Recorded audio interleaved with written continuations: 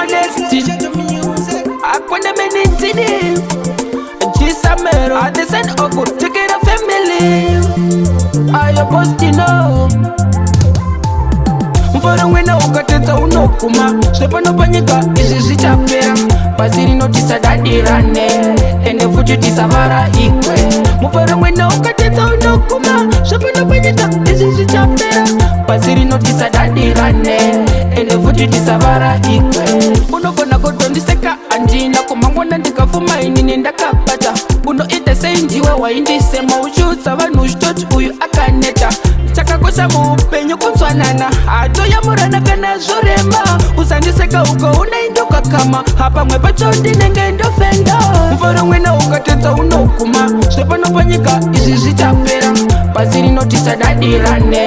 Ende futi tisavara ikwe Mfaro mwena ukateta unokuma Shepano panyika izi zichapera Pasiri notisa dadirane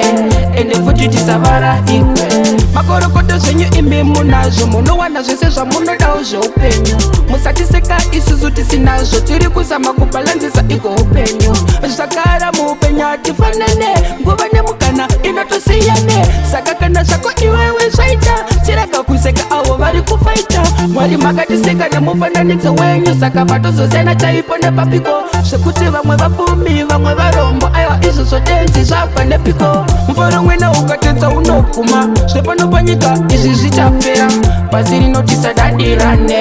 Ende futi tisavara ikwe Mforo mwena ukatetsa unokuma Shepano panyika izi zichapera Pasiri notisa dadirane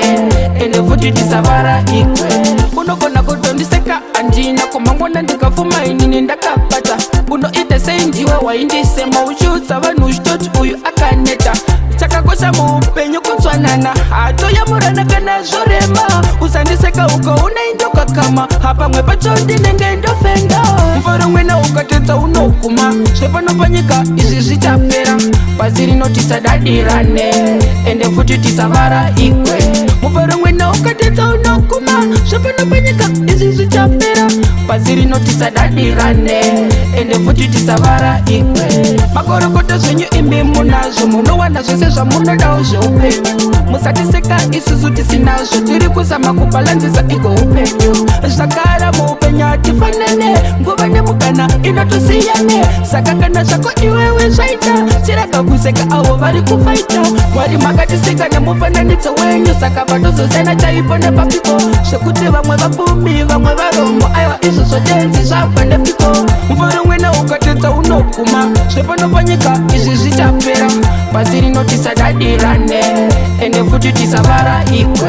Mfaro mwena ukatetsa unokuma Shepano panyika izi zichapera Pasiri notisa dadirane Ende futi tisavara ikwe